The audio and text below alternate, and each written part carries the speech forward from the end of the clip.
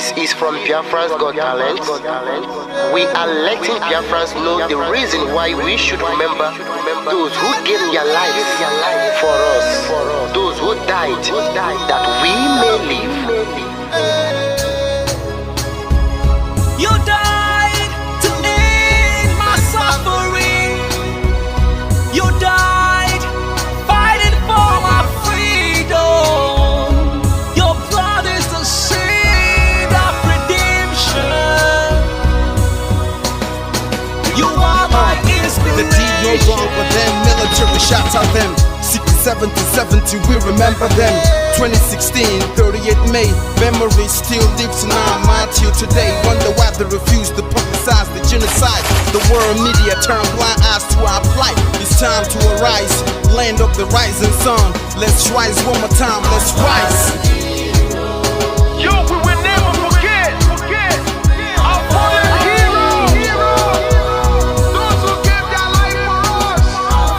Onitsha massacre, Ipocha massacre, Aba massacre.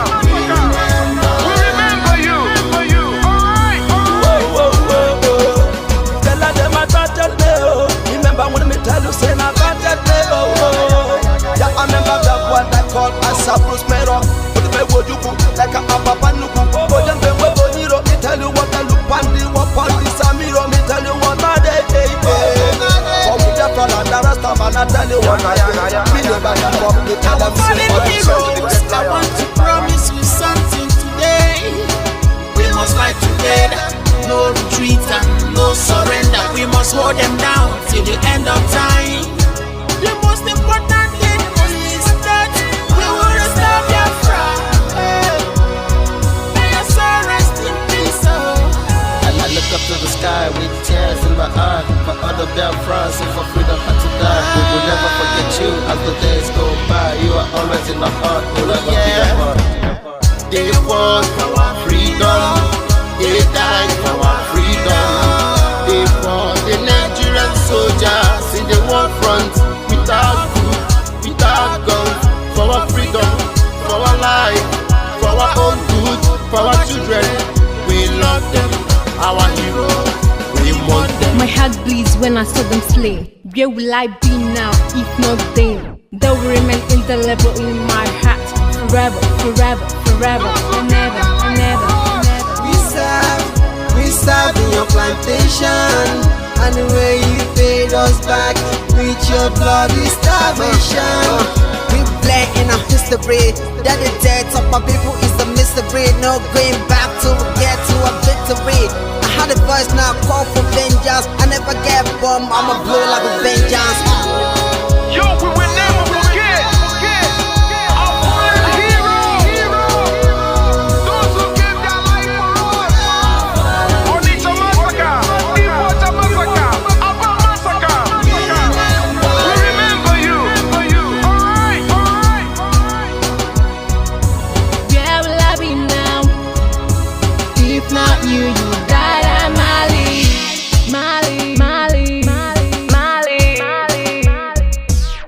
They were starved to death because of our freedom, and they paid the debt for our freedom. Flag high for those that died in the genocide, fighting for you and I. There is pain in the heart, we bleeding inside, tears in the eyes, so I'm following you. This is for my fallen heroes. Give them a motivation, people. It's like I'm looking at myself in the mirror. Cause we to be a cast, I need to be a nurse. If we did not retire, They paid the ultimate price. They died for me, for the freedom of my unborn child. We live for the legacy. Yo, we will never forget our fallen heroes.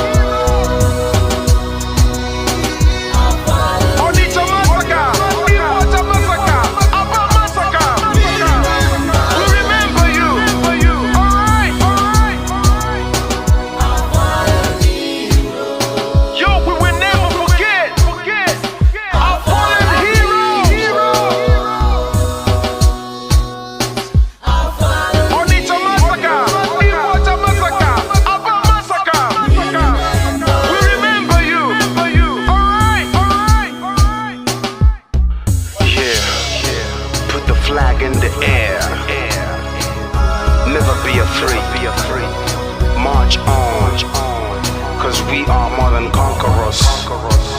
Yeah, you know what it is. I'm looking at myself in We the must mirror. revenge, and we must stand to represent who we are.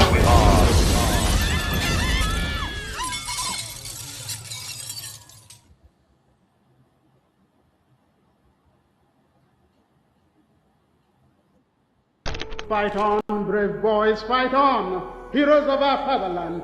Pursue the enemy, harass him, destroy the invader. March on, brave boys, now that victory is in sight. March on and hasten the disintegration of the enemy already set in motion.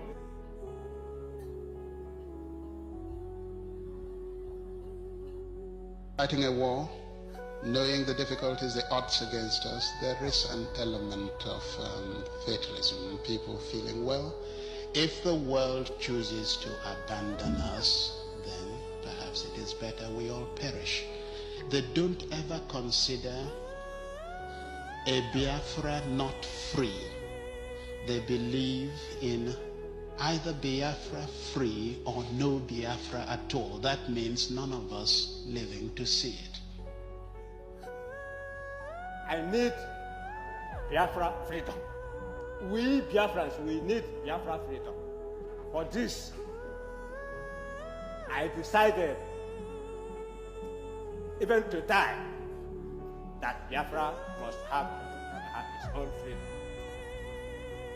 I want us to work systematically towards the establishment of a good, progressive, and democratic society where all vestiges of privilege and social injustice will be abolished, and the rich contribute more for the welfare of the poor.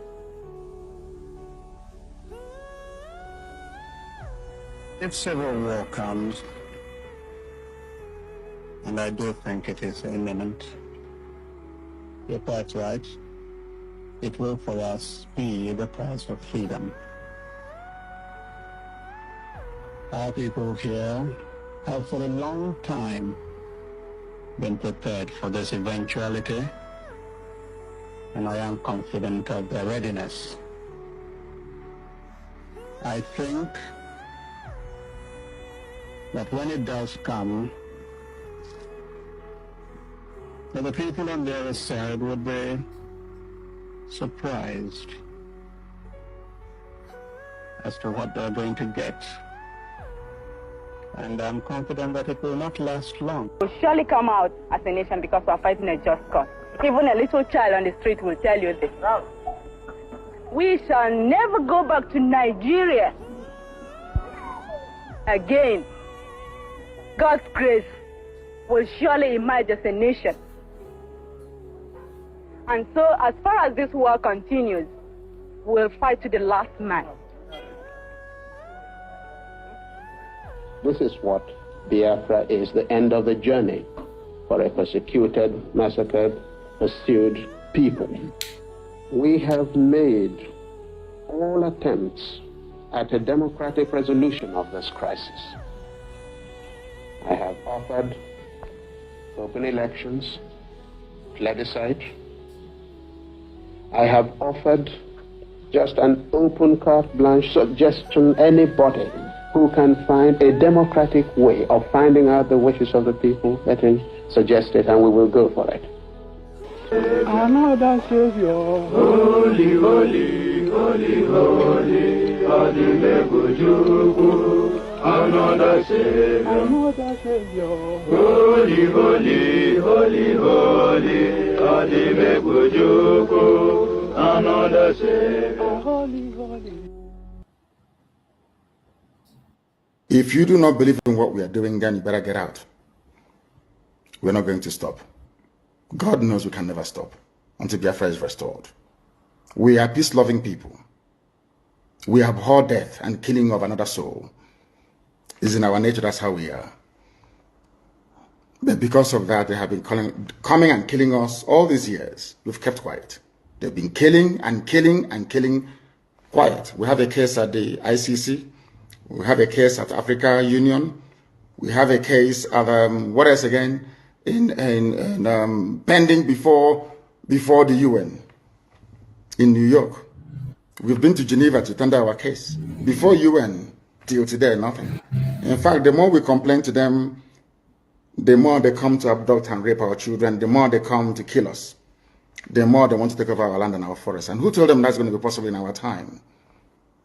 In a movement that I lead. You think you can come into our land and take it over? Oh dear. That means...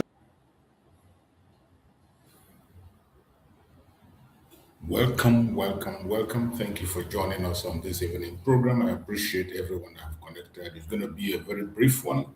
This evening, we will continue to educate Biafrans as the case of Mazi Simon Ekpa is coming closer, and Mazi Nnamdi Kanu also case is coming closer. We continue to bring evidence and facts that shows that Mazi Nnamdi Kanu and Mazi Simon Ekpa are fighting a legitimate cause. Also to show the world that we have tried everything humanly possible to see that there is peace in Nigeria, to dwell inside Nigeria, but it is impossible. You know, these are what we are presenting this time. I'm going to present it through many videos.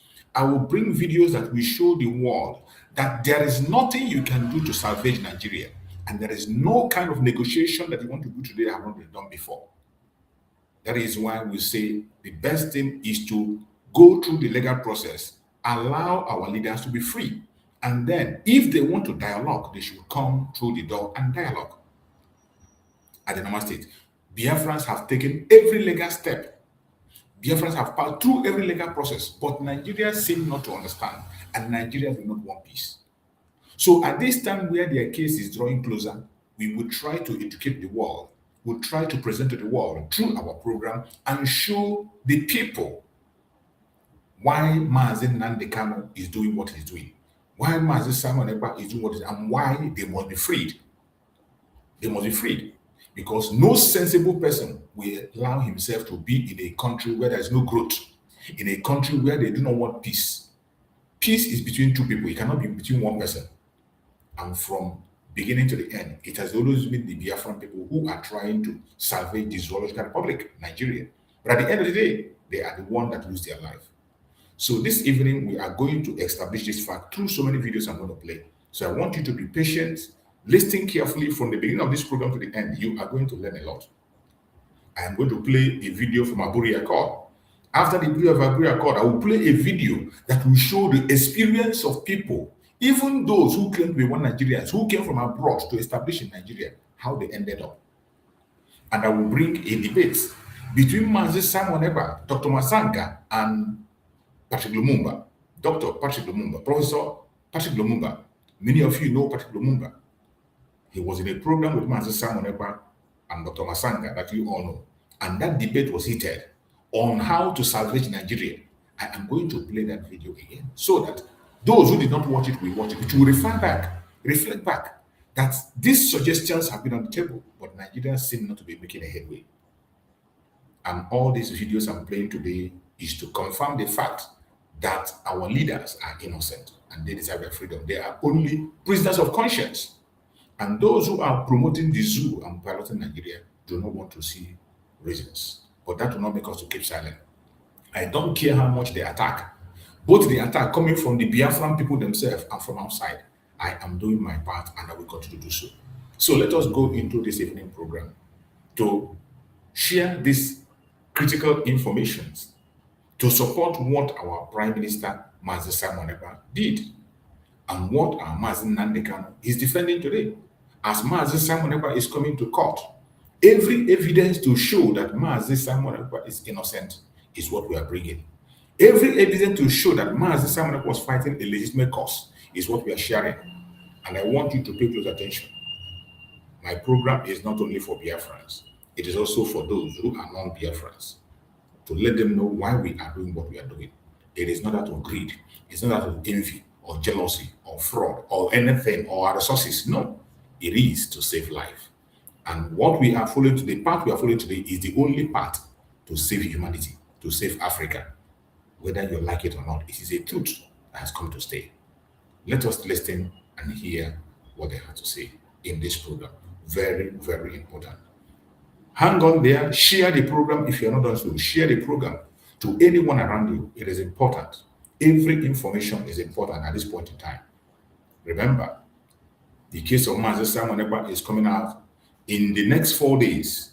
In the next 4 days, we will embark on protests, and then the case starts on the 5th. So everything that needs to be done has to be done. If you know how you are going to project the issue, if you know how you're going to support through your program, through your prayers, financially, morally, anyhow you can support our Prime Minister. Even if you cannot go to Finland, there are things you can do on your own. Sharing information about Finland that confirmed that what Simon Ekpa was doing was legal and he was fighting for his people. It wasn't a selfish fact. He wasn't engaged in fraud or terrorism, as they said. He was only fighting to save the life of his people. I want us to listen to this program as we proceed. At Aburi, they discussed a signed paper. They signed paper. Go and sign too, or what's none of them. None of them signed the document. I went to Aburi. You were I went to Aburi. I have pictures and all that. So why good? Now, when they came back, you see, Ojukwu was ready. He had prepared his war. He had called everybody, and the rest of them. He had a meeting. Is this what we're going to say? Everybody said yes. He took his paper and went. The Nigerian side had no paper. How do you explain this? You see, each time they give this as an excuse that Ojukwu was prepared and Nigeria was not prepared. How could you be going for such a critical meeting to save life, to save Nigeria? A critical meeting to save Nigeria, and you were going, you didn't prepare. You had no paper. What does that show? It shows that from the onset, you didn't take the discussion serious and you are not ready to abide by anything that was agreed. But when they come to express this, they use it as a point to show that they were not prepared, and that was why they did not agree on the agreement. But this Aburi Accord, the same time Ojukwu was informed, was the time you were informed. It was the same time you were informed, and Ojukwu prepared. Discuss with people. Why wouldn't Nigeria get prepared? Why didn't Nigeria go with their paper? Why wasn't Nigeria prepared for their Aburi? The answer is simple. They were never ready to abide by anything that has been discussed, and they were never ready for peace. They were never ready for peace. But look at this man. He went on the side of Nigeria and he's saying it openly on national TV that they went to the discussion, a very critical decision, a very serious discussion to save the soul of a country, to save humanity, to save millions of lives. You went into that discussion and you went with no paper. What does that show? When you hear this kind of, this man attended on the side of Nigeria. And he is boldly saying here that they went to the discussion without a paper. What a shame. What a shame. And each time they bring this topic, they bring it as a reason why they refuse to agree on the discussion at all. How does that justify you signing a paper and coming back and walk away from the paper? How does that justify it? You went for such a discussion and you were not prepared. It is a shame. A very big shame. And that is why Nigeria was never ever structured to succeed. It does not matter the plan. Just like what Peter Obi is doing today, jumping from pillar to pole. Nigeria was never ever planned to succeed. And this is one of the evidence to show that Nigeria was never put in place to succeed. You don't mean it. Ojukwu came back with his own paper. Yes, we agreed. Look at it. Then Nigeria, of course, also had the right. If there was a parliament, there would have been a debate. Okay?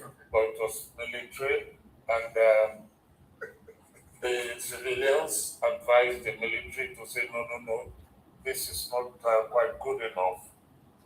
But what I was expecting from the Nigerian side was, all right, I will pass my paper back to Ojukwu and say, my people did not agree on 1, 2, 3.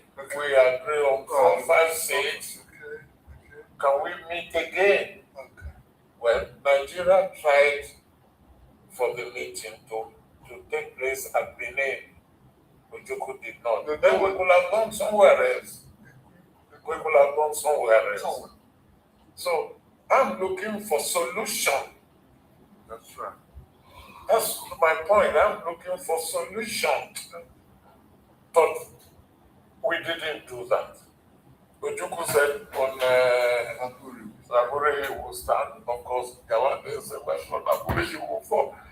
Good to see you. It's good to see you.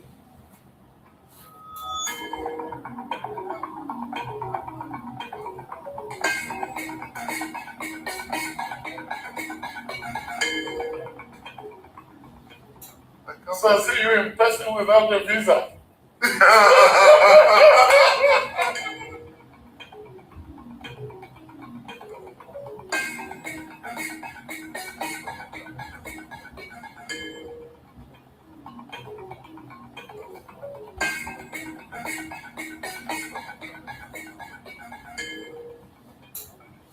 The whole thing was a disaster. And it's almost happening again. Yes. Poverty, hunger.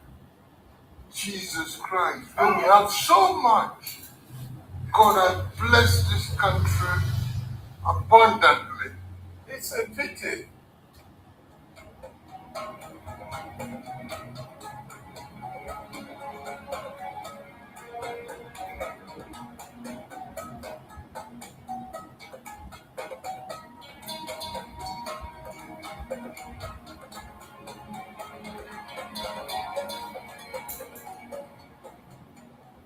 We all make mistakes. We all make our mistakes. And then some people admit their fault. Yes. You looked at the thing eventually, you admitted that there was no real reason for going to Yes. war. We could have sorted it out differently. Yes.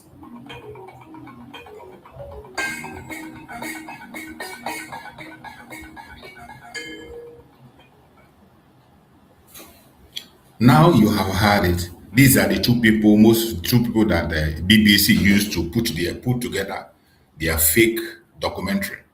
And you see, each time they will always try to shift the blame to our eternal leader, Odumegwu. They try to shift the blame to that. But tell me, why would you go for such a serious agreement and you didn't go with paper? Why? And when you want to meet again, you fix it in Benin, in Nigeria. No sensible person will have any meeting with you in Nigeria. No reasonable person. Why didn't you go back to Aburi where you made the agreement? Why didn't you go back to Aburi? Why do you have to now decide in Nigeria or something? Why didn't you go back to the same place you wrote the agreement? It all indicates that Nigeria was never ever having any plan for growth, for safety or security. It was mapped out for destruction, and it will surely face that destruction. Today they tell you come to Nigeria and invest. Bring your investment, come back from abroad and come to Nigeria. But I'm going to show you a video of somebody who invested and what became his fate in Nigeria. I want you to listen and listen to this guy. What became his fate after he invested heavily in Nigeria? This is what his fate became. For those who think that there will be a way out in the zoo, sorry to disappoint you. Nigeria is not meant to succeed, and it will never, ever succeed. Not today. And I'm talking to you now. I'm actually thinking of counting my losses, packing my load, and going back and sharing the Nigerian passports. I have friends in the UK that have done it. I'm thinking of that as I speak. I heard rumors about a week ago that they were coming to claim this land from nowhere. Nobody gave me any notification.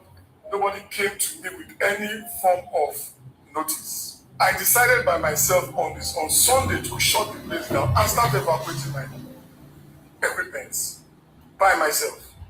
On Monday, I evacuated some things. Tuesday morning, I had welders here, I had carpenters here, I had masons, I had people dismantling things. Around 12:01, around 12:01 in the afternoon, bulldozers just came. They saw people on the roof, taking out wood, welders working. They told them to come down and bulldoze the whole place to the ground. Nobody gave me notice. I took a loan from the UK, £75,000, to come and invest in Nigeria. You people say we should come back from diaspora to invest in Nigeria. I've never done one government contract. I don't know anybody in government. I'm not even interested. I came with money from the UK to invest here.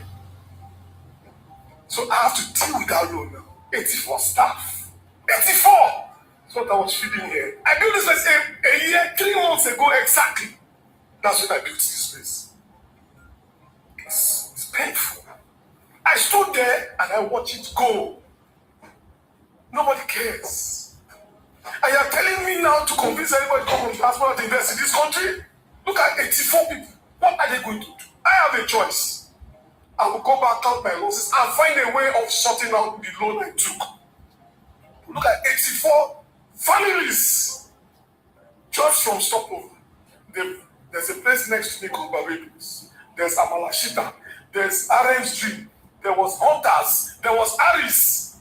These are all people that are in this place alone. I'm not exaggerating. At least 300 people have been rendered jobless. And you people say they say they're creating jobs.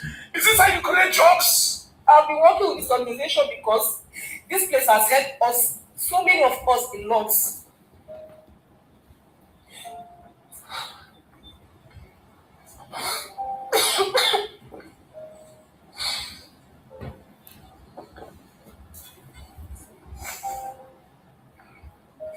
Most times, but I don't blame those people that are stealing, because this is one of the major reasons why people go outside to steal.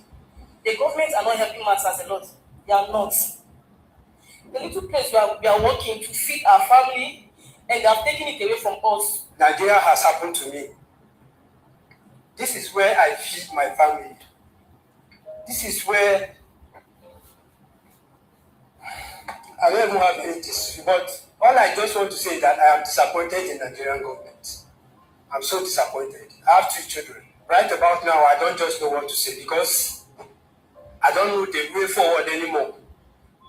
I've been working with Stopover Bar and Grill for 4 years now. But presently, I don't even know where to go. This is the sad reality. I don't know where to go. My staff count is over 20 staff counts in the club, and I've been here since February 14th, so it's not even up to 6 months that I opened this establishment. So basically, obviously, you know how business stays. Like my profit, I've not made my profit yet back in the business. This is actually one of my first structural investments that I have here. And you know, people always say, "Come back to Nigeria, come back home," right? And I came back home to actually invest, and this is what's happening to me right now. My business is gone. Even where we are moving, the tractor came in and started chasing us. They started chasing us with the tractors. You understand? All our things, a lot of our things were inside, they were crushed. You know, a lot of our things were damaged inside. But come on, this okay. As I am now, I am useless. I don't know what to do. Because this is where my aiming comes from. Not just for me, the rest of our staff. We are rendered useless, not even just jobless, we are useless right now like this. Sitting at home, this is where I starting at least at every ending of the month, something is coming that you can use to take care of your family. As I am now, basically everything in my house, I support my family with this little earning that I'm earning here. And right now, they have rendered me useless. I don't know what to do from now. Well, this affected me mainly as a student. Because after now, I don't know how to further my education, because this is where I get my school fees to pay for my school activities. So for government to come now and demolish this place and render most of us, me and most of my people jobless, is very bad. It's really frustrating. This is what Nigeria looks like today. This is what Nigeria will look like tomorrow. And this is what Nigeria will always look like, except you disintegrate Nigeria and people can create a place where human being can exist. Whether you like it, you don't like it, it is the truth. And we will continue to speak that truth. That truth you do not want to hear, we will continue to speak that truth. And now, I'm going to present to you a debate that was anchored by our Prime Minister, Mazi Simon Ekpa, Dr. Mazanga, and Professor Lumumba. Listen carefully, you are going to learn a lot in this discussion. That in 1963, when the then 32 heads of states and government met in Addis Ababa, Ethiopia, what they grappled with at that time was whether the inherited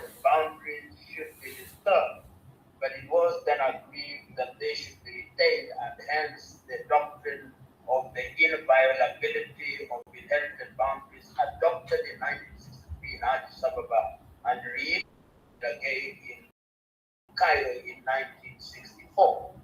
But Simon, I must disagree with you politely on one point. I'm not one who is quick to write the obituary of Nigeria. I know that Nigeria, like many countries, started on a wrong footing. The manner in which the British put it together, the Lord Lugard approach the South, and you will remember some of the early views of people like Aguiyi-Ironsi about the artificial nature of Nigeria, Nnamdi, Aguiyi-Ironsi, some of the statements of the Sultan of Sokoto, Ahmad Bello.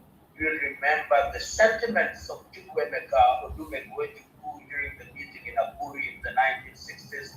We then led the Civil War in 1967 to the early 70s. It is therefore true that Nigeria has had many false starts. There are those who believe that had Aburi been complied with, then the current problems would not arise. Perhaps that is with the help of hindsight. And you remember those famous words of Ojukwu, by Aburi we stand, and the retort by Yakubu you go on, by Aburi you shall fall.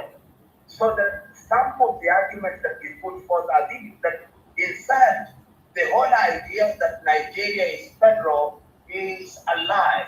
Nigerian federalism has never been allowed to work, and there are those who hold the view that if we allowed federalism to work in all its splendor, with self-determination being allowed for the peoples and borrowing from the model of Switzerland, then possibly Nigeria would work.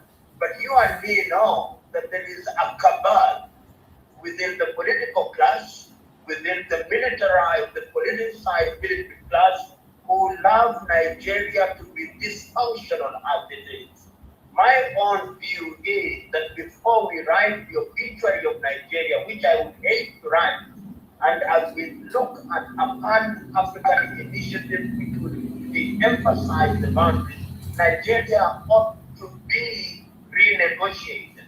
If I was an advisor to President Buhari, one of the things that I would do in advance of the election due in the year 2023 is to call an all-Nigerian meeting and free all prisoners of conscience and renegotiate Nigeria, so that if you want to have the people in what is Biafra have greater autonomy, controlling 90% of their affairs, they are allowed to do so. Those who are republic are allowed to do so. Those in the Niger Delta are allowed to do so. Those in the north are allowed to do so, so that the Abuja administration only focuses on foreign affairs, national coordination, and defense.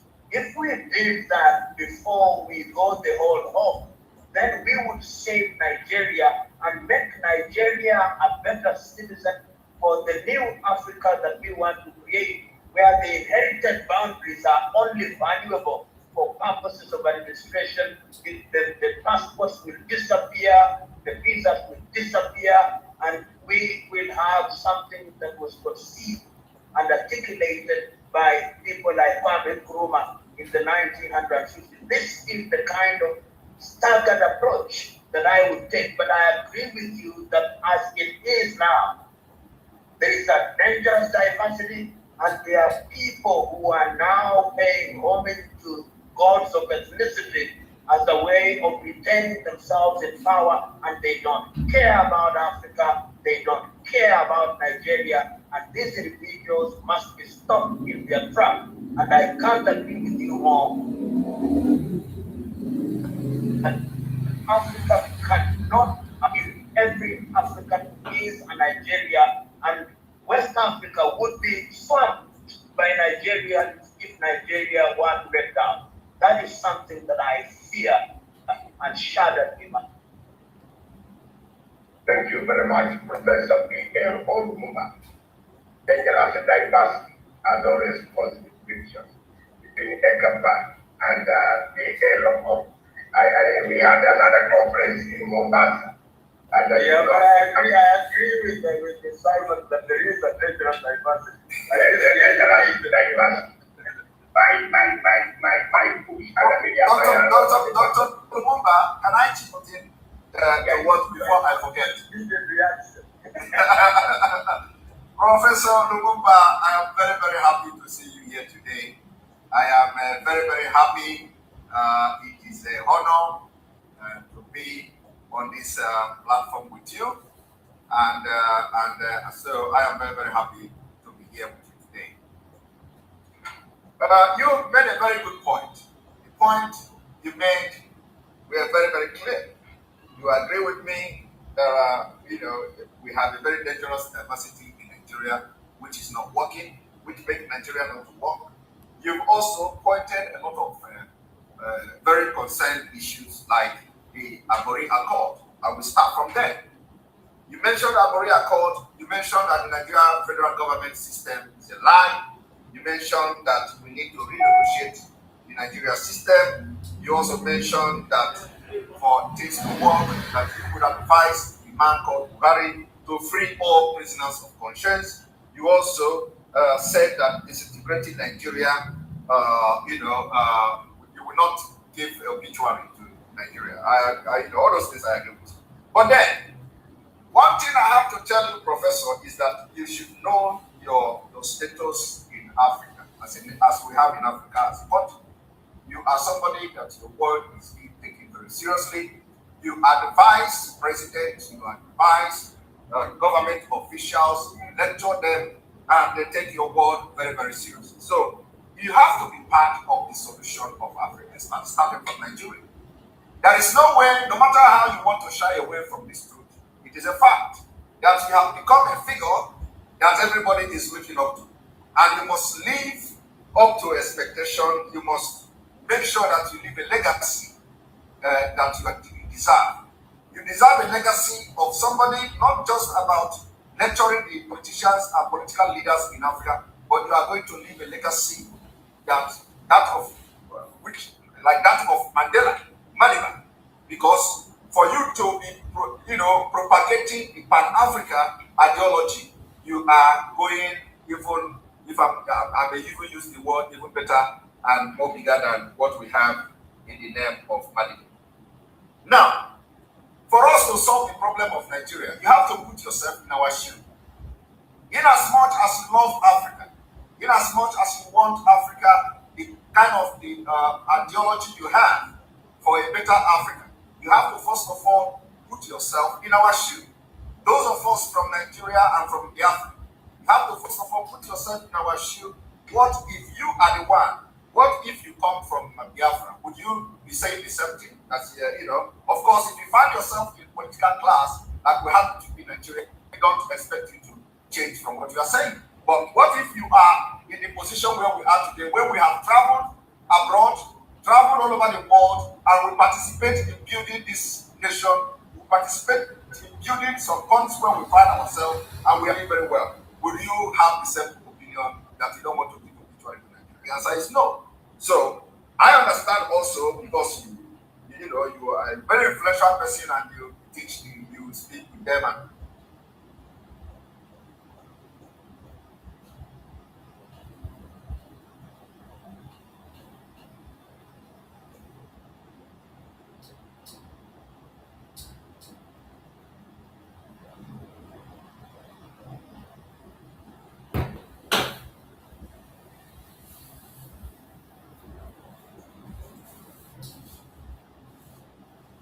thank you. Until Nigeria understand that the Abori Accord, which was truncated, which was abandoned, until they revisit the impunity done to that Abori Accord, Nigeria can never ever know peace. It is going to be like this, and it is going to get worse every year by year.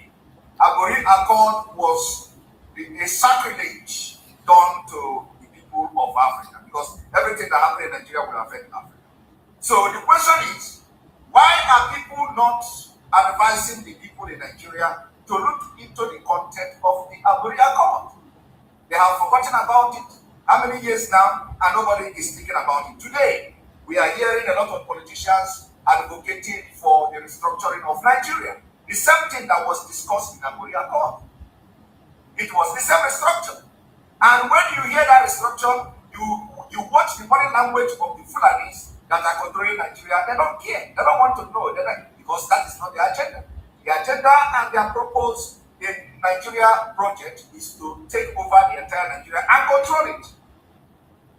Professor Lumumba, if a federal government of Nigeria, if the system of the federal government in Nigeria is a lie, why should we continue to live in lies? Why should we continue? Why should we continue? That's number one. Why should we continue to live in that lie? And number two, if we are going to renegotiate Nigeria, we have been renegotiating Nigeria, but the problem is that some of you are not understanding the people we are living with in Nigeria. That is why you need to know the Fulanis what they are doing before you can think of renegotiating Nigeria. They can never ever accept renegotiating Nigeria. And what if they will never accept it? What then we do?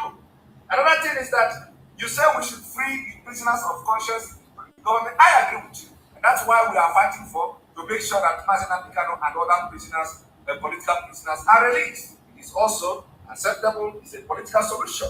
Now, the last thing I want to say is that don't be afraid of a disintegrated Nigeria, because disintegrated Nigeria can never stop Pan-Africa ideology and driving. You and I are driving.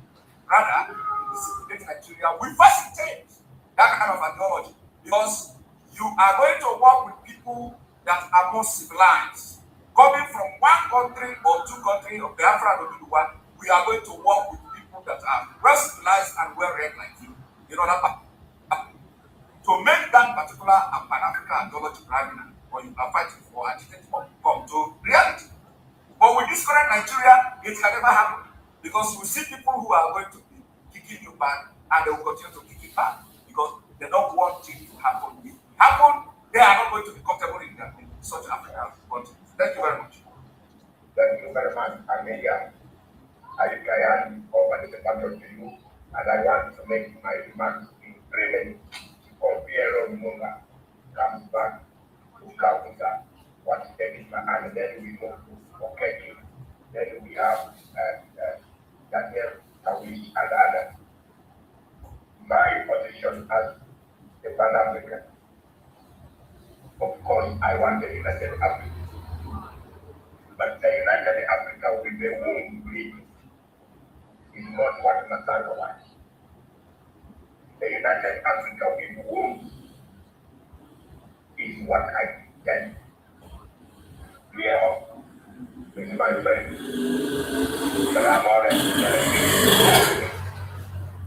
that if one against fire, if you tell against fire, if someone Ramadan against fire, but please you know, Baba Tapabare, Yomo Kenyan, about Gabrianas, Iceland, Africa will not be as young. For me, Dr. Denry Matan, I stand for rearrangement of Nigeria. It's a place Nigeria needs to be here. The way, yeah, Congo. For me, I'm the military. I'm the military. I don't care any more time now. Let me give you before you say. In the Congo, we are going to record activity 146 record organized. I see coming from Congo to Peacebuilding every day, every morning, 2 weeks or 3 weeks ago. I was on this program and I say, and I repeat, and I support fully what the Museveni has done. We have gone. We have the army. We have gone in it. And then we are going to go. Yesterday you made a make noise. Yes, we are ready. This type of big country of this nature does not see the south. Where the north flying at Biafra, slaughtering them all the day the best. And then you come here, come on this, that is good idea allowed. You cannot clear. If I show you the video today, on the police went into Water, it is Water State. How the police were beating people, how Boko Haram was beating a Christian, right? Is this a country? Is this a country that is for a country that we don't want to send an obituary? Let's send it ahead. For me, India, Simon, Professor Piero, I stand. I for a better Africa. But an Africa with Nigeria, is not the African one. And I get an African with Biafra being killed. An African where Buhari kidnapped people. Where other states in UK, in Kenya, and that's the people. Rubbish. That is not the Africa I stand for. Buhari is known for kidnapping. Buhari kidnapped women people. When he was a general, one overthrew the government. People was found in London at the airport being transported back by the MI6, MI5. Records are there. Today, there are so many people suffering. Women, men, children who have never gone to school since school started. When you look at the programs of BBC, people live on water. Simon, are you not ashamed to call yourself a Nigerian? But when people are living on water, they have built their houses on water.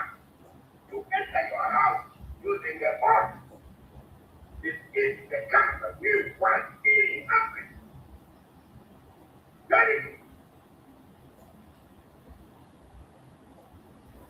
And no matter what, I would rather throw my degree, 4 of them, 6 of them, against the people. I wish there was an army that can attack. That is organized. That's Buhari. He's a bad guy. Look at it. Yes, I'm leaving the state now. Look at it. Yes, because I think that, in fact, all of us are saying just about the government. And I hold the view, as a young person, I served as an intern with John Garang when he was based in Nairobi. And I remember him saying about Sudan to the Khartoum government. He told the Khartoum government, none of us wants to secede, but make unity attractive. When unity was made and attractive as an action of last resort, we ended up with South Sudan. What we are saying is that all attempts at renegotiating and restructuring Nigeria must be undertaken. The only problem that we have, Simon, and I agree with you completely, that you have an administration which is not acting in good faith.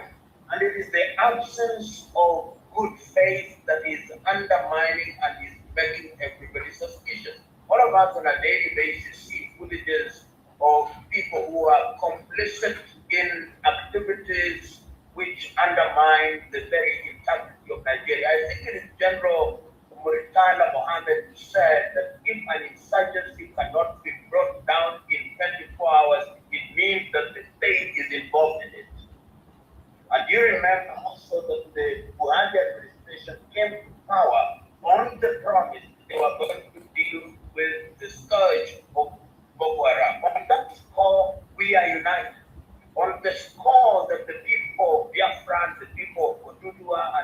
other nationalities in Nigeria are entitled to self-determination. Nobody can deny it, the same way that we talk about it even in southern Cameroon.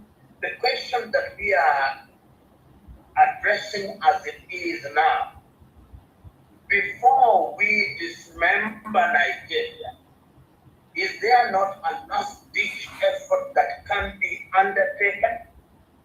Are there not Nigerians of goodwill? Nigeria is the most educated men and women on the continent of Africa. Is it not possible, as I said a little earlier, that there is an all-Nigerian meeting at which we will once again unpack the Abuja Code and say, this is what must be done within this time limit, and if it is not done, then people are allowed to have a referendum as to whether they want to leave Nigeria, so that the people of Odumegwu have opportunity by way of vote whether they want to leave Nigeria, the people of Biafra.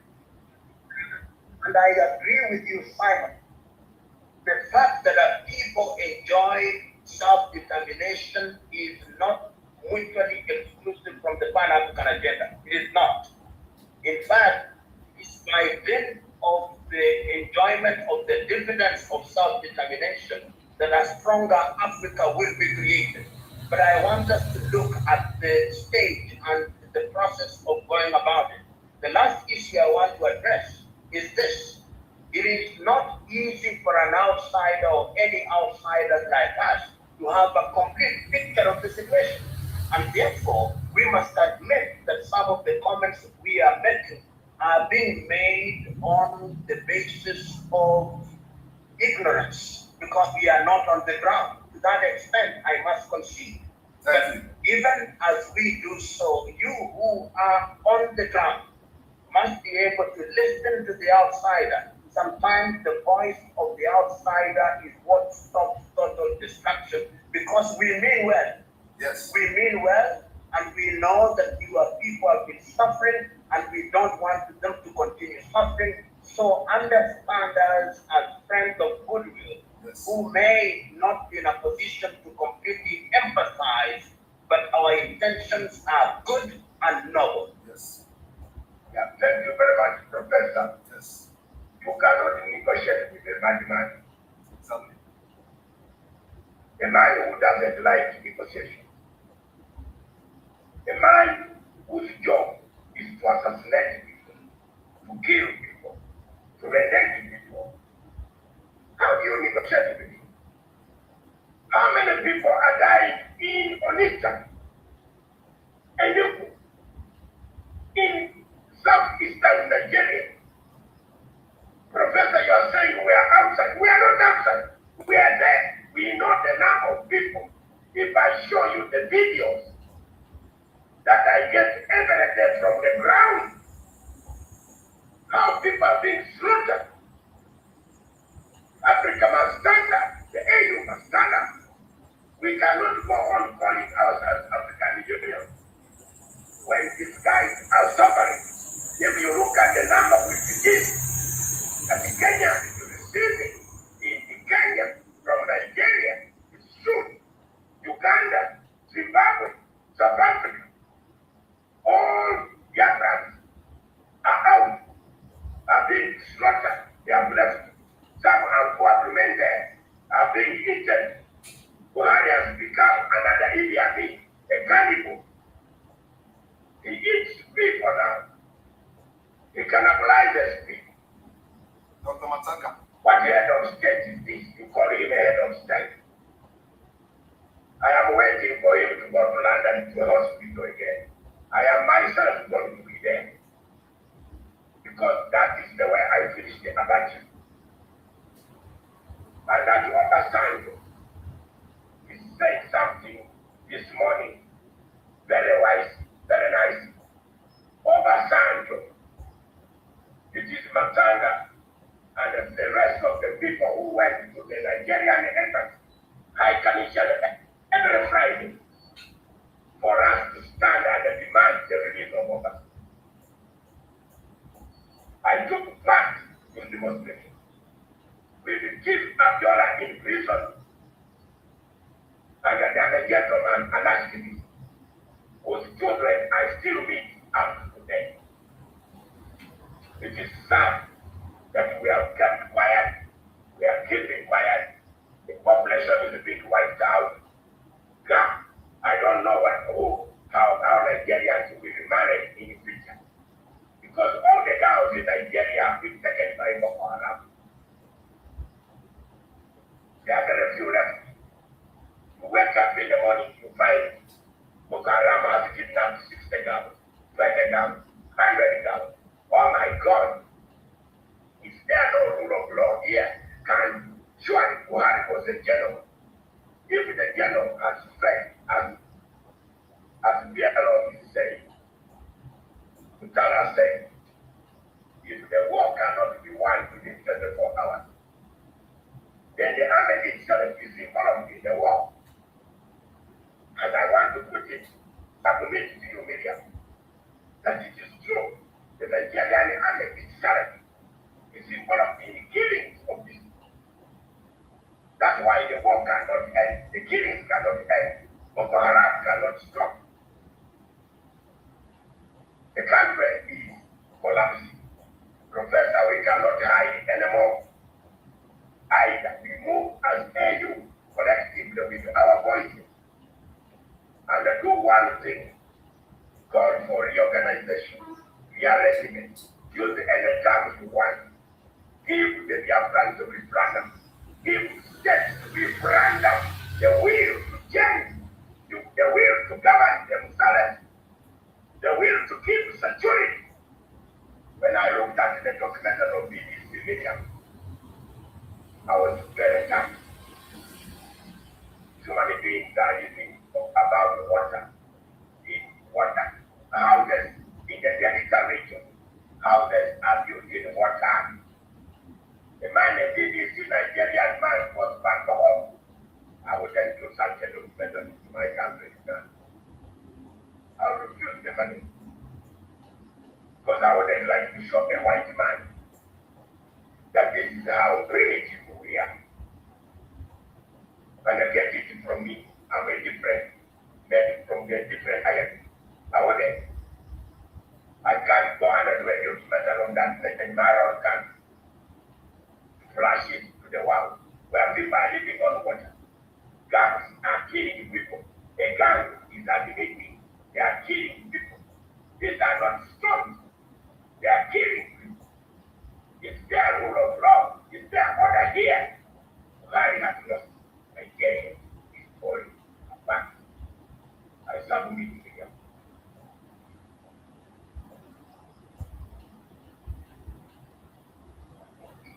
All right. Simon, I see you've raised your hand. Would you like to respond to some of the issues? There are other people in there. Simon, then Mr. Ben, okay, you want to speak. Simon, we shall give you plenty of time. All right. Mr. Okay, you want to speak and an example solution if you want. Now, Dr. Matanga, good evening on my side. It's almost midnight in Thailand here. And I thank you for giving me the opportunity to speak here. And I also give you Professor Lunga and my brother, Mr. Simon Evan. I greet everyone, and I've been hearing what is going on. Like what Master Simon said, that we have a dangerous diversity in Nigeria. So, the dangerous diversity, if I may just say something of this with submission of Professor Lumumba. The Biafrans have been, or our activities in Nigeria have denoted that we want a united Nigeria. Because there's nowhere, no space in Nigeria where you will not find a Biafran one. And they are doing their business, they are doing their job diligently according to what the culture and what those countries or what those states want in their state. But today, what the Biafrans are suffering in the hands of the current regime, Muhammad Buhari, it's so alarming that we cannot take it anymore. I think the divided Nigeria will serve the Africans and the whole world better than having a united Nigeria. Why I said this, before the emergence of the Buhari's regime, Buhari said in his campaign that he's going to end Boko Haram in 3 months, that he knew that he's going to end Boko Haram in 3 months. But today, security in Nigeria, look at what is happening in the northeast, look at what is happening in the southeast, which happens to be the best or the calmest region in Nigeria today. You see what the army is doing over there. So I will say that I strongly support the division of Nigeria. And also, we have to know this, that we, the Pan-Africans, you understand, have to bear in mind that it's not only the Biafrans. So we are living on Dr. Makana, Professor Lumumba, like my brother, Dr. Simon has said, that you are well respected in the global community or in global politics.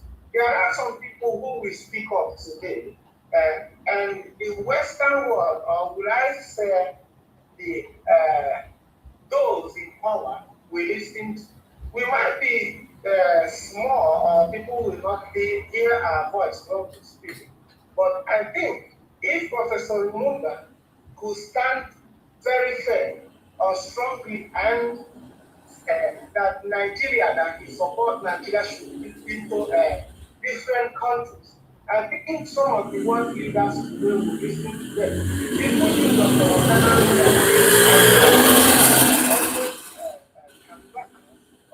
always be in a situation whereby you help the downtrodden in Africa.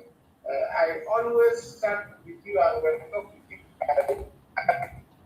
I thank you for your courage and I thank you for how brave you are, because it's not everyone that will speak to the truth, even when so many people will try to find a kind of diplomatic way to maneuver. So I think Africa and Nigeria, which is better topic today, is falling apart, and I believe and I pray so that it will fall into pieces that will have our sovereignty ourselves in that place. And thank you very much. Thank you very much. Then, okay. I want now to give Mr. S.Y.M. I don't know. Okay.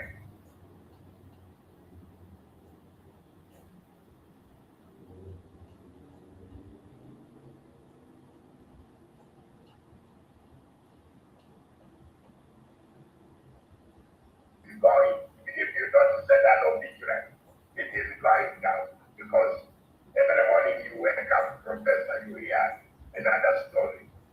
So, are you ready? Is he on the line?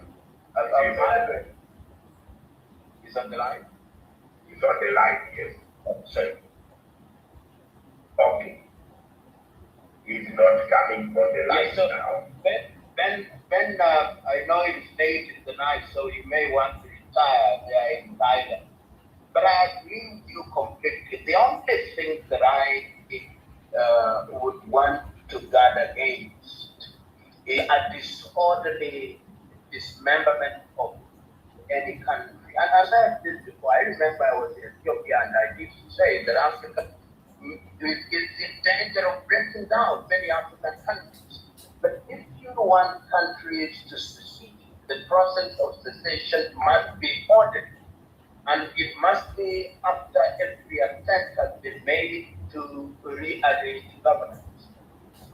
I can't agree with you more that the successive administrations in Nigeria, particularly the current one, has conducted itself in a way that has not ended. But Sania, it is early days yet, and Simon, I want to address you very directly. I still believe that before we ultimately write the victory of Nigeria, efforts must be made, and there are many Biafrans and many people and a few sprinkling of individuals in what is normally loosely referred to the Hausa Fulani group, who believe that Nigeria ought to be reorganized. I would want to hear your thoughts. It was an administration body which says Biafrans have been mistreated, Dudu have been mistreated, the Delta people have been mistreated, our federal government has been aligned, we now want the federation. How would you respond to such an administration, Simon, and give okay in like this?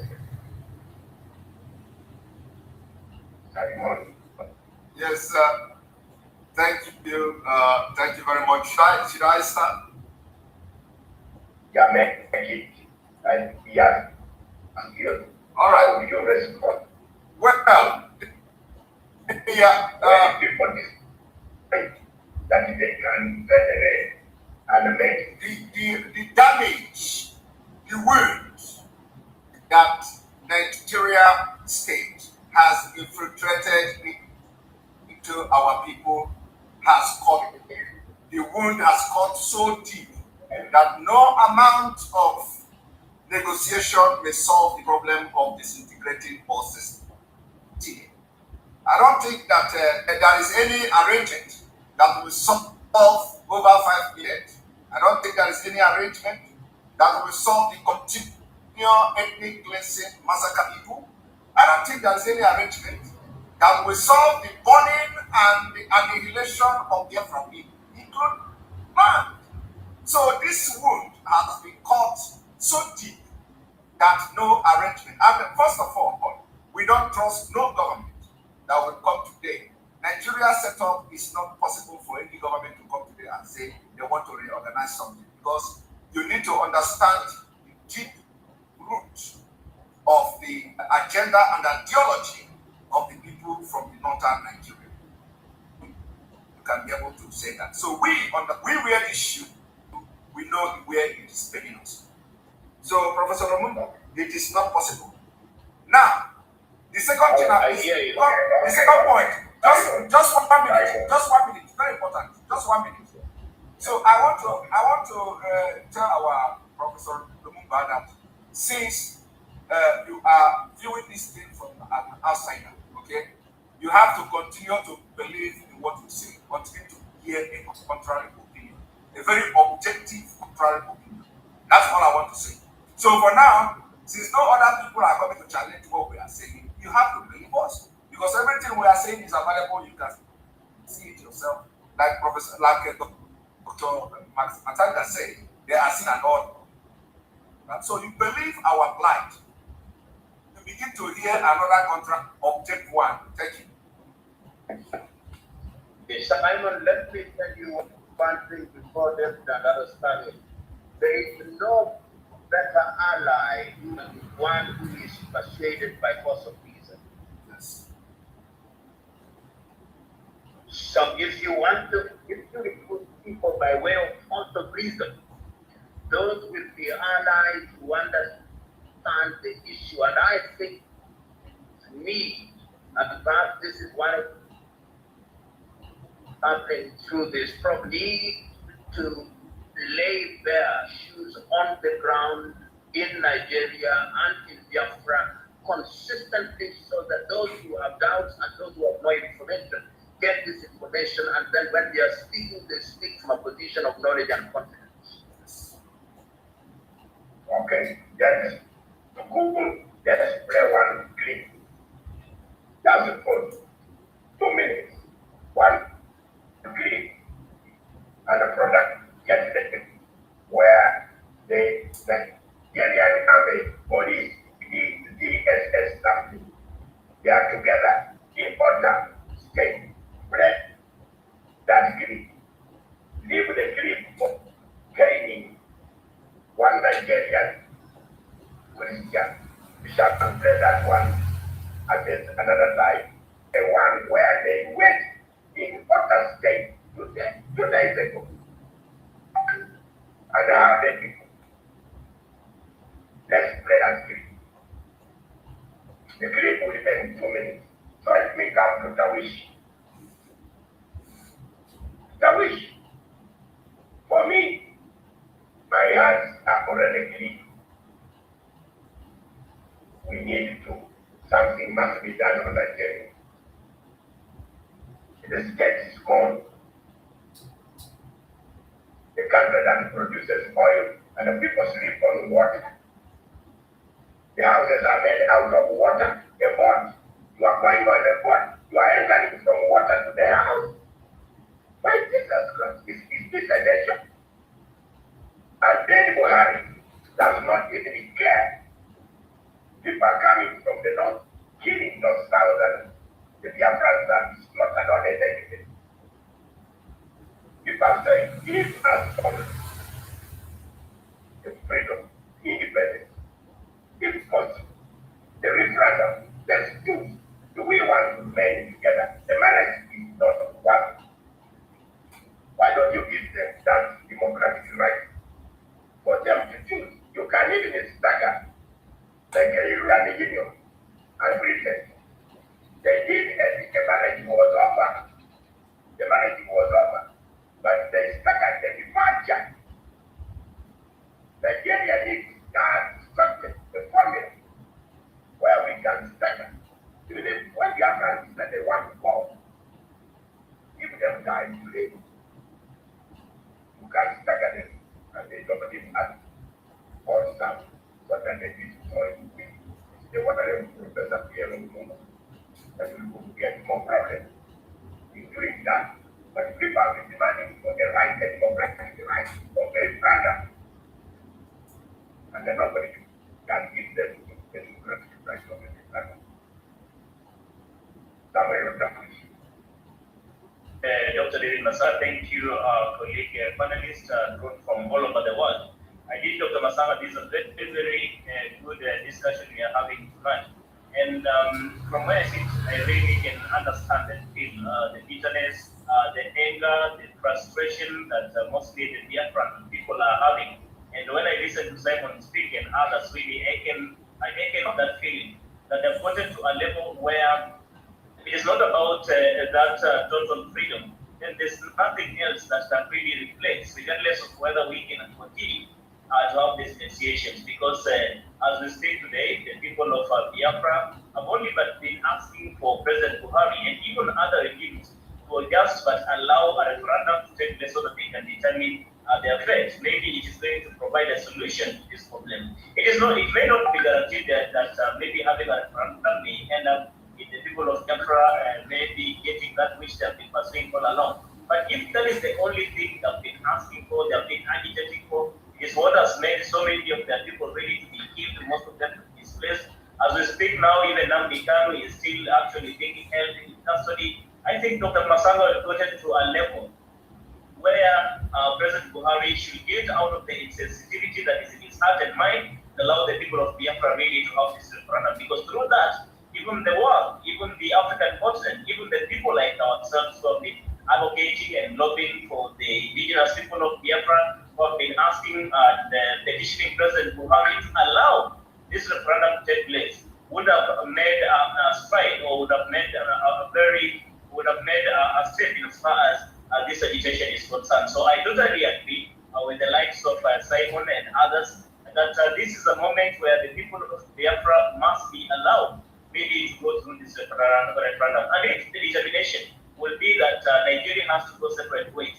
In fact, Dr. Masanga, it is not even falling apart. My thinking is Nigeria has already fallen apart because if you have almost half of a population from a nation really going through a different direction and asking for this referendum where most of their people have been killed, yet President Buhari does not want to listen, does not want to sit down and have negotiations. That is why you see there's a lot of frustration being exhibited. These negotiations have never actually gone any fruit ever since. Because again, what makes it difficult for President Buhari and others in his regime really to allow this referendum to take place? Because he knows by the end of the day, the people of Nigeria will vote overwhelmingly for the Biafran to have a nation of their own. And I think that is the worry that President Buhari is having. So he wants to continually hold them and have them around, to continually frustrate them. And and this is not what we want in the continent of Africa. So I agree largely with Simon, and even most of the viewers largely from of course, Nigeria, and particularly the Biafrans, that the only thing that will guarantee them the freedom that they have been pursuing all along for over the 60 years will be that referendum. I don't think that is asking too much from a regime, Dr. Masanga. I don't think that they're doing they're committing a very big sin by just asking President Buhari or that government of Nigeria really to allow them to have this referendum. So I agree largely that this would be the only route for the people of Nigeria and particularly the Biafrans to determine the fate of this agitation that they have been having all along. Thank you very much, David. I update you that the honorable play is the Civic of Biafra decide what they want. They have decided they don't want. The marriage is not there. If a wife says, I don't like you, you want to force the wife, you want to cut his leg, you can't. There's no love between the Biafrans and the rest of it. Even if you go 1 million years to come, Ojukwu fought the war, the died, there are people going to fight and die. Just reality. The problem of Nigeria is political solution, not the judiciary, not the murder, not the torture, not the rape.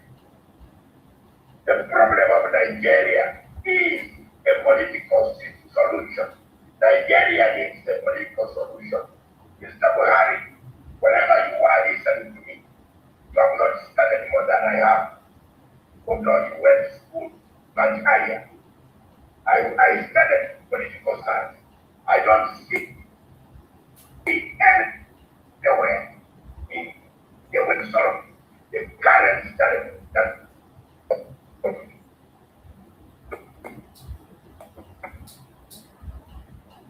Mr. Rai in the chat, look at this video. Put forward on the phone. Look at the video. This video from Nigeria. Today, watch it on your phone. Video. Compressing ability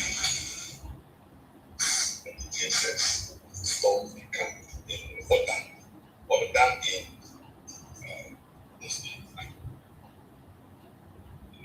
arrests. Yeah, because they noticed that taking over for themselves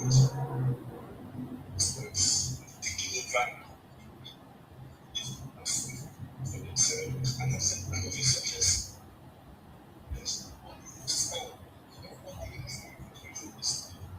and in the sort of the raid,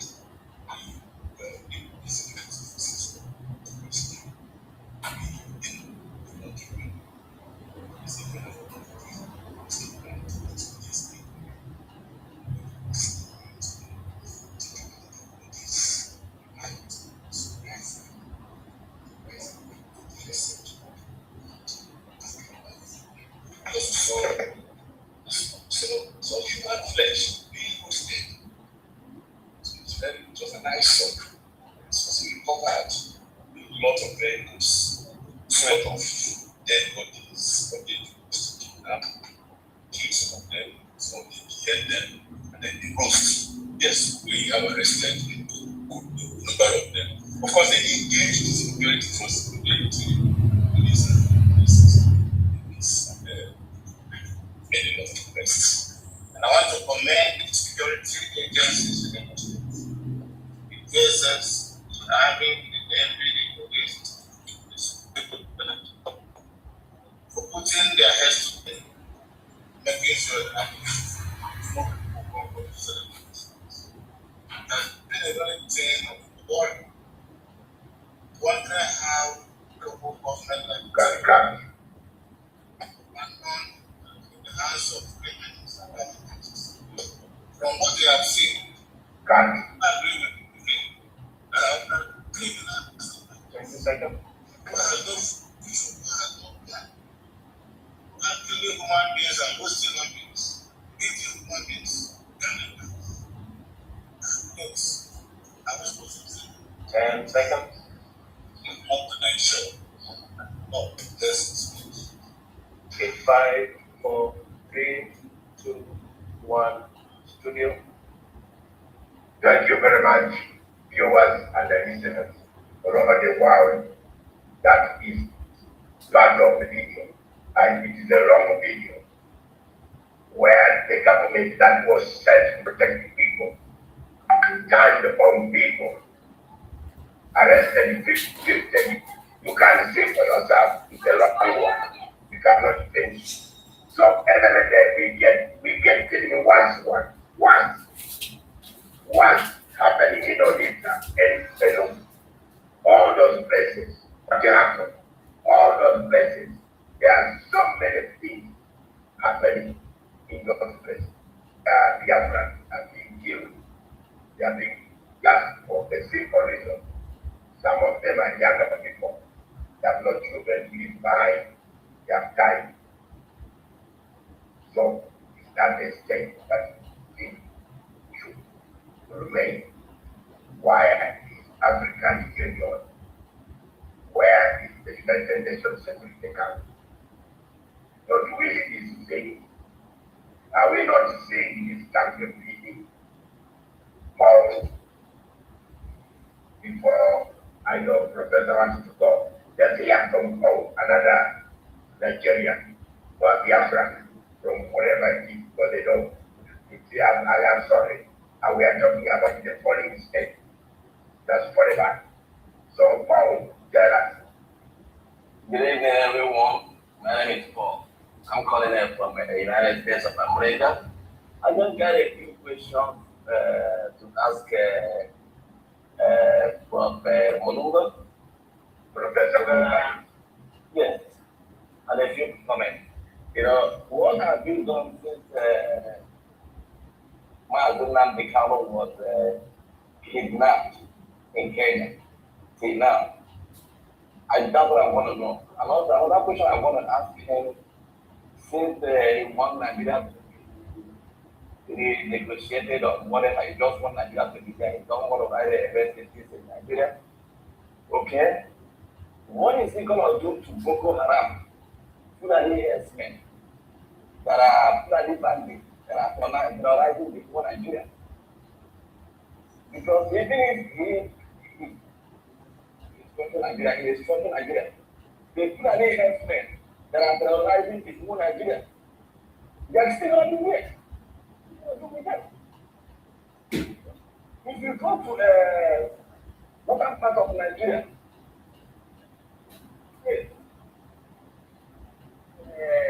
taken over by the Fulani Christians, outside Christians, all of them has been taken away in their village.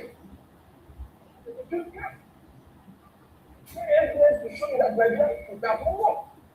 And it's not going to find a refugee camp. It was in a war zone. What of you are some of them are in refugee camps. Clear evidence that Nigeria is at war. That is Fulani.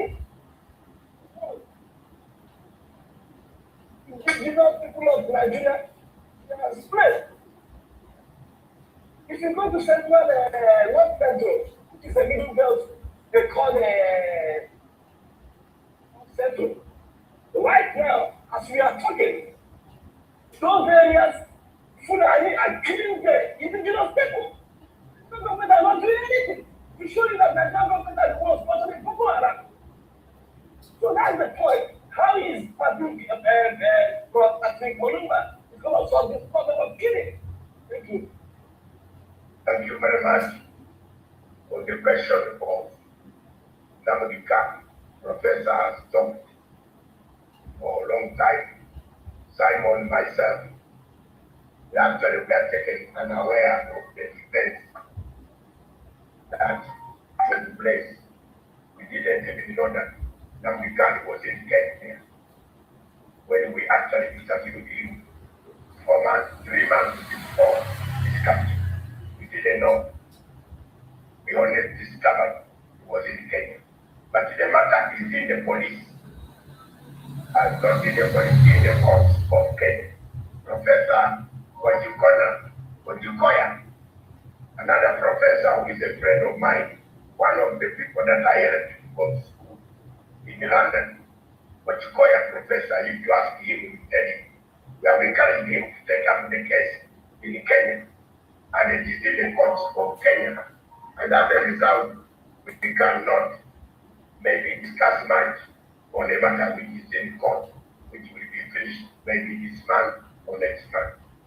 The rest, Professor Piero, can answer himself. Thank you very much. First of all, of course, the matter is sub judice, but my own view is a lot more.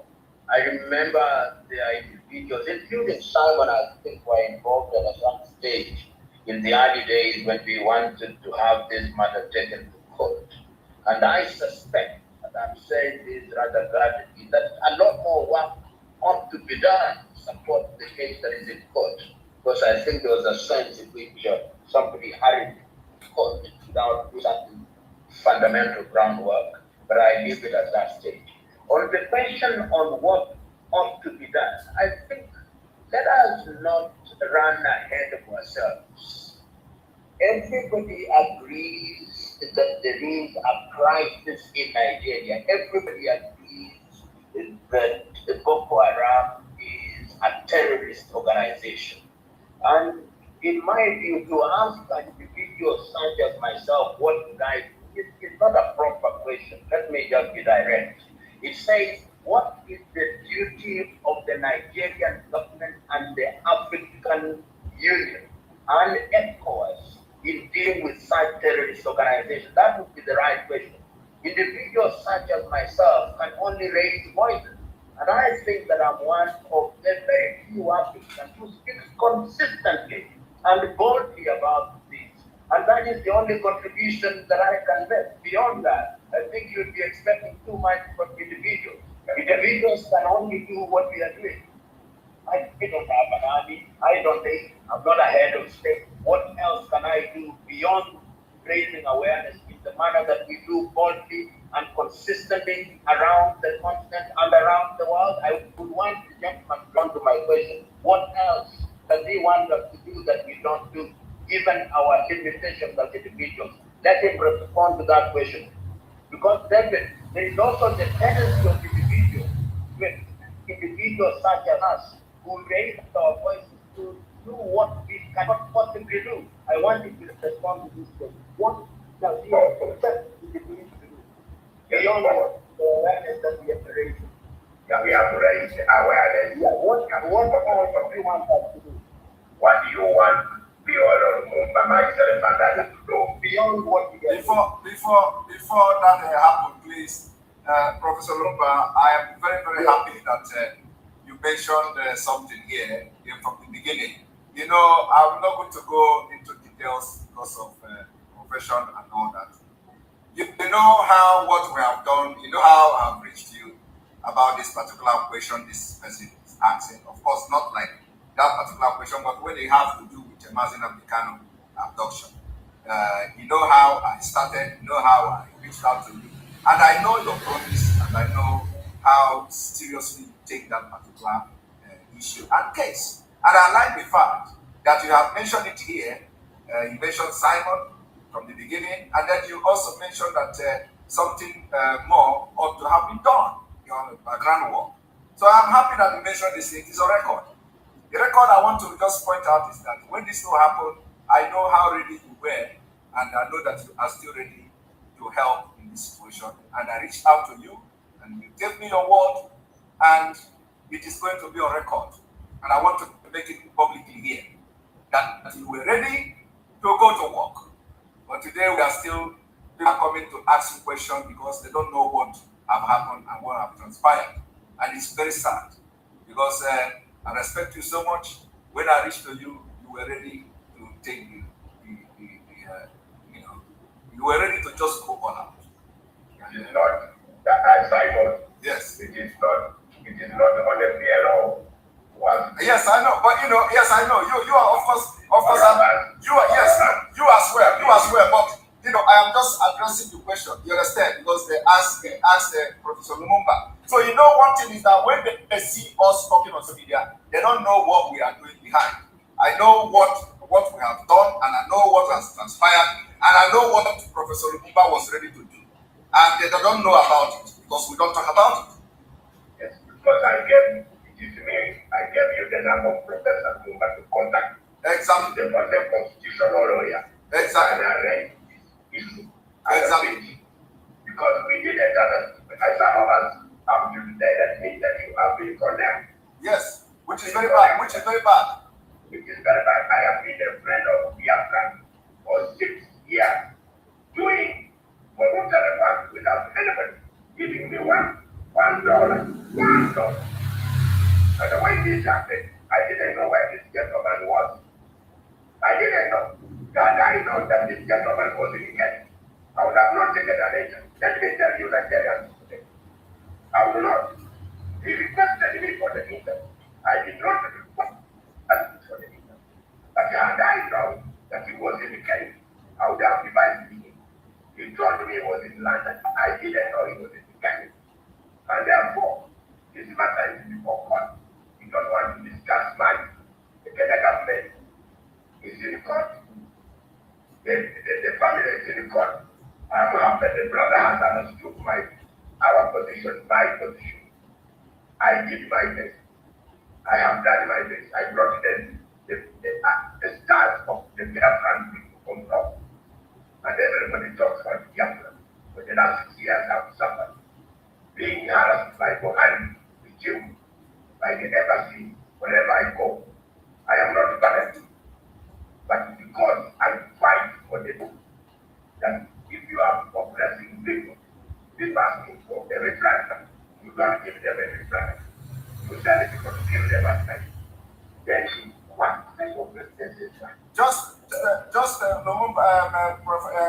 Matanga, just for the record, that our brother do not need to answer questions from Lumumba. It is not necessary.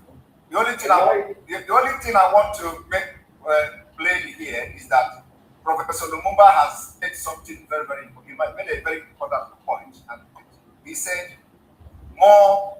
He believes that more of underground work should have been done. But let me tell you, I reached out to Lumumba on a directive given to me. The question every concerned Biafra should be asking is, why is Professor Lumumba not involved in this case? So because I got a directive to get him involved. I am making this public for the very first time. I got a directive to get Professor Lumumba involved in the case. So when people come here and they see what we are doing on social media, they think we are just making a broadcast. I reached out to Professor Lumumba and he was ready. And today he has made a comment which I like very much. More of underground work ought to have been done, and it was not done. But the person who had this problem gave a directive that I should reach to Professor Lumumba, and I did. So anybody coming here to ask Professor Lumumba, what are you doing? Have you asked yourself a question? Because this is what you don't know. So when I rise up and begin to talk, I have a reason. Because I made it specifically clear that Professor Lumumba should get involved. So the question today is that did the people who have the privilege in get involved refuse me? Thank you. Thank you very much for Lumumba news about that comment and Johnny. Want to talk more? Yes. I would like to get the hero is not very happy because we wasted a lot of time back trying to do more about this case than all of us that was taken somewhere. It's not a problem. We shall wait in the courts. Let's see how it comes. But let's hold on. Let's tell one that there is need to release Nnamdi. Nnamdi is a political scenario. The problem of Nigeria is political, not a rendition, not a judicial. Even if you kill 1 million, you will not solve the problem of Biafra. You will not. You have to give them what they want. Marriage is not forced. Marriage is an agreement. You don't go into marriage anti-Nigerian. Maybe I'm not agree with what you want, but the biggest problem I don't need, not ready. Even to talk to people who are reasonable on radio, on TV, on social media, with black candidates, all of them, as verbal. Yet people are telling him that the state was a bad. Gentlemen, time comes, as Shakespeare said. There comes a time when you come to take the stage and they come down. I will now give you closing remarks. And before I go to closing, one young man, just a minute, with the young man that you are complete in 2 minutes.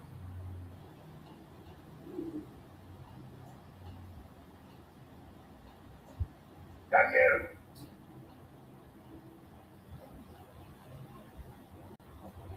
Thank you very much, Daniel, who are not there.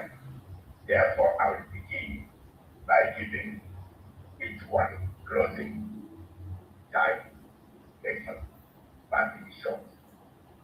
Let's see how big is this country falling apart. If it is falling apart as it is, what can we do? I mean, fear is laughing, but they see that country has fallen apart. Because at the moment, everybody is kidnapping everything. You know, what Simon told you is correct. What is that video? People are kidnapping each other. They take people for ransom. They take it down to the ground. This country needs a very immediate effort. AUN has stepped in. One does not want the nation troops to handle Boko Haram. Why? Why is he part of the Boko Haram? Those are the questions that linger in my mind every time I talk about Nigeria. Let me begin with our own view. Let me make my statement. First of all, let me say how very glad I am, particularly when I hear from somebody like Simon, Ben, and indeed all the contributors, because this kind of engagement is also part of education. Education by people who are on the ground, people who on a daily basis are involved in the Biafra issues.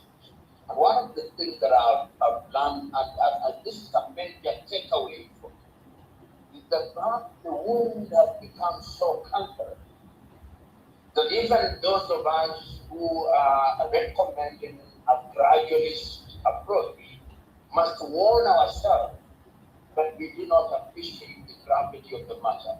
And I stand warned accordingly, and I believe that those who are in a similar position as myself are warned, and I believe that the Nigerian administration should also be warned that perhaps the Rubicon has been crossed, and when they make recommendations, there is a trust deficit, which makes it difficult for the people of Biafra and indeed the Rudwa to believe that they are negotiating in good faith. So that is the kind of takeaway that I have, but I believe the people of Nigeria are ordered in by the current administration to ensure that deaths do not occur in the manner that they are, and people's rights are not trampled underfoot as we hear and see on a daily basis.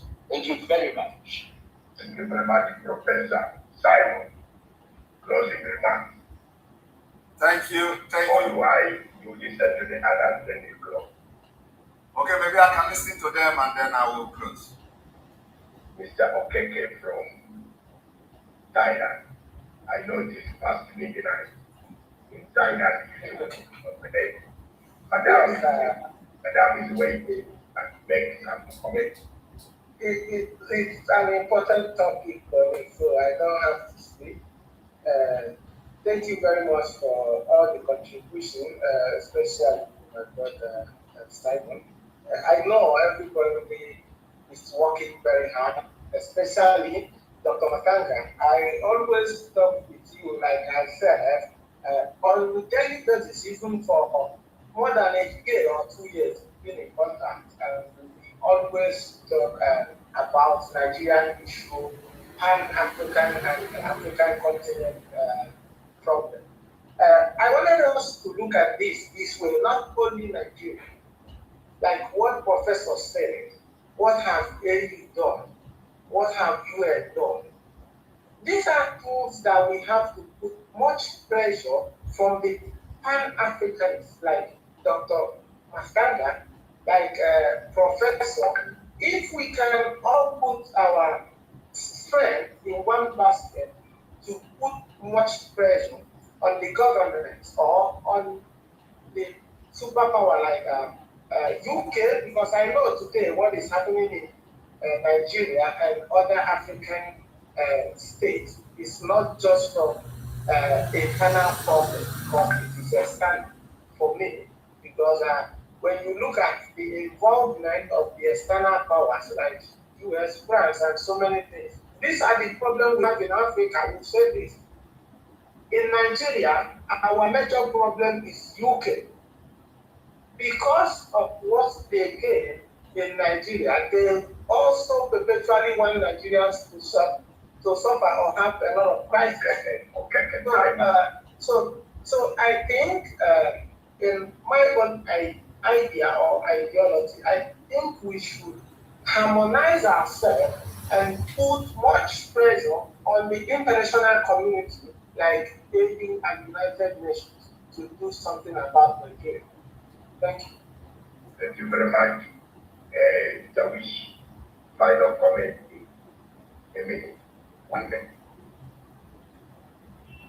Thank you so much, Mr. Masanga. Thank you, for the connection for the information you made.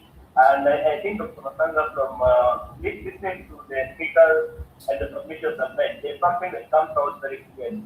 That in as much as we continue to talk about this matter, this problem in Nigeria, the people of Biafra are still and remain Islamic as the only way and solution crisis will be a referendum. And I agree with you, Dr. Masanga, 100%, that this is a matter that does not need a legal approach. It is more of a political crisis that needs a political solution. So finding a solution to this problem will need a political approach. And the political approach in this case, Dr. Masanga, will be more of allowing the people of Biafra or Nigerians for that matter to go to a referendum to determine their fate. And I think this is something that is anchored in the Nigerian constitution, and why President Buhari cannot allow it to happen based on a lot of questions and answers to the matter. So my submission would be that the next President Buhari really allow the people of Nigeria to go to this referendum so that they can determine their fate. I submit that. Thank you very much. Daniel Weston, are you there now? No. Thank you very much, gentlemen. We start a little bit ready. She went on. Simon, bring down the curtain for us. Thank you very much, Dr. Masanga. Actually, everything has been said, but in the process of saying everything, something has just been revealed here, and in fact, that is going to take all my interest, because this Nigeria thing, we have talked about it, everybody has said it. I like the fact that Professor Lumumba said we have crossed the Rubicon and there is no going back, and that's a very commendable closing remark.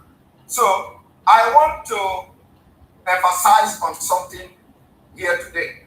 I want especially to Biafrans watching this program. I am going to make this comment again, and maybe for the last time, that also for the very first time, that Nnamdi Kanu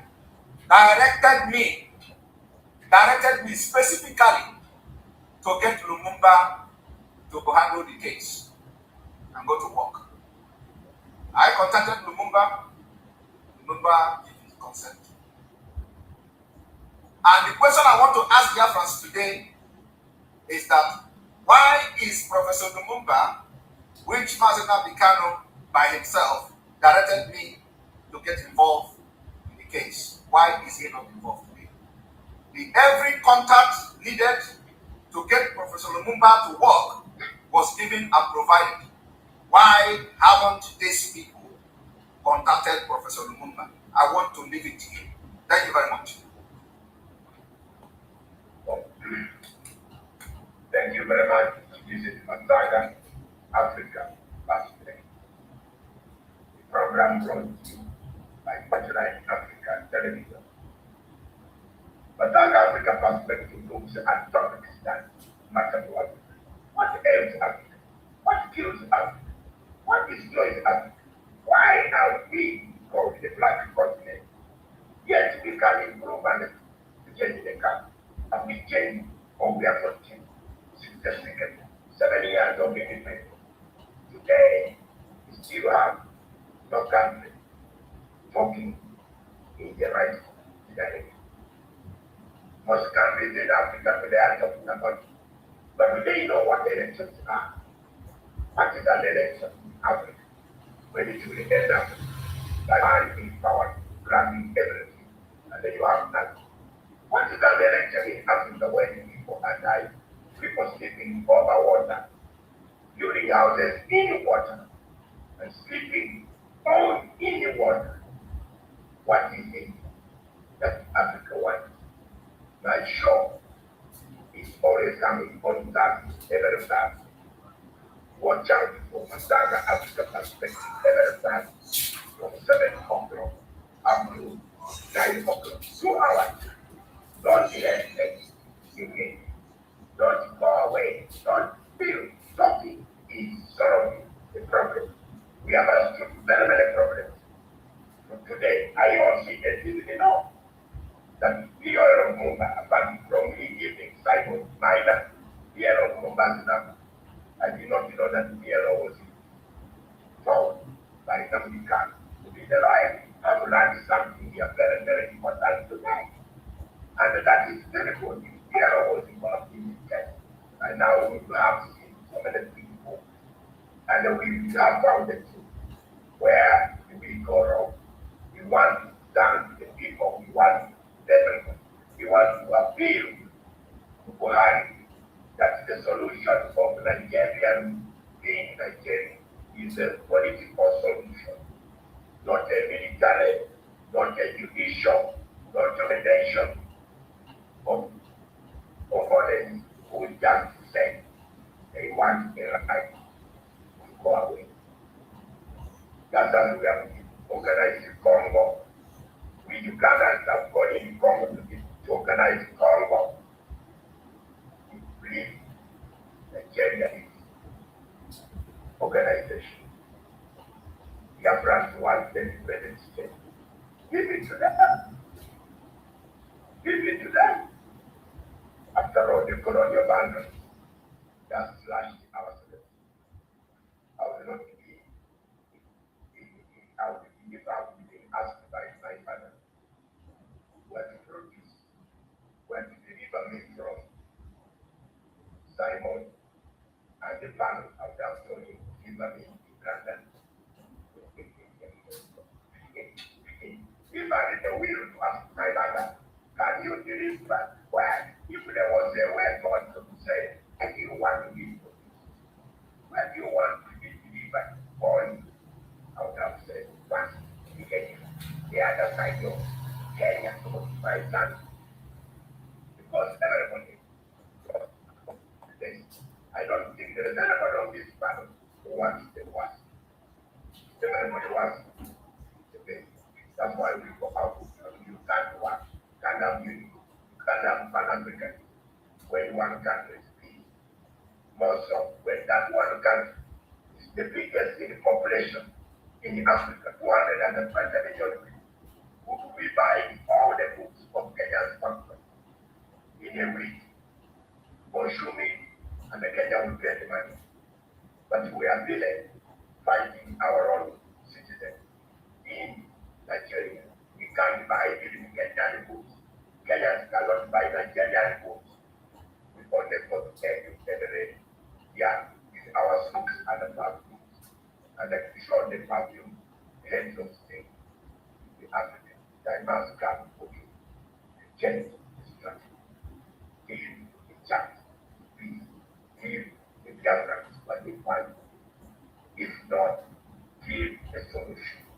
that nation is falling, it has fallen apart. Thank you. Thank you very much. This session therefore is for Africa, with Africa, by Africa. Yeah. That's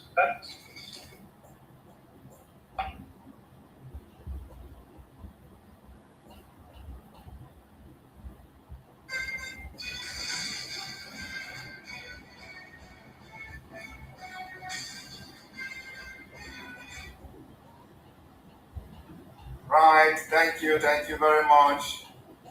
Welcome back here in the studio.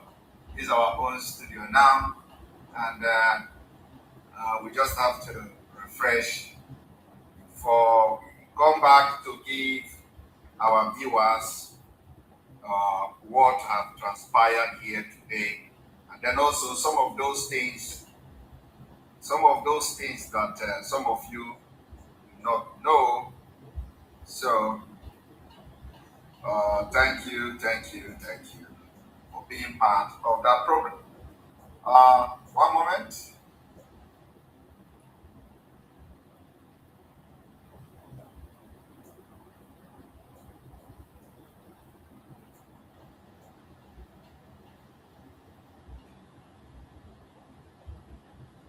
All right, welcome back here. We are live and direct, and the broadcast from that studio have just ended, and we are live and direct on Biafra Channel 1. So before I end the program, I don't know whether you people got what I said, because sometimes when something are happening, when things are happening, some people don't know what is going on. Okay, one of the directives is for Professor Lumumba to get involved in the case of our leader, extraordinary rendition. It was a directive, it was an order by our leader, direct order by our leader. And everybody has watched it today from the mouth of Professor Lumumba that there are, more underground work ought to have been done in our leader case of extraordinary rendition. But what happened? They got all the information needed to get Professor Lumumba involved. According to the order of our leader gave this order. I get involved. I did everything that is required to get him involved. He gave consent to take up, not even to get involved in that case. Because what we want is the best for our leader. For those of you who will come and say, Simon Ekpa is only broadcasting, Simon Ekpa is I am just telling you this because the secret came out in this particular interview. Today, ask yourself, what was the interest of the people who disobeyed the directive of our leader to get Professor Lumumba involved in his case, in his own case?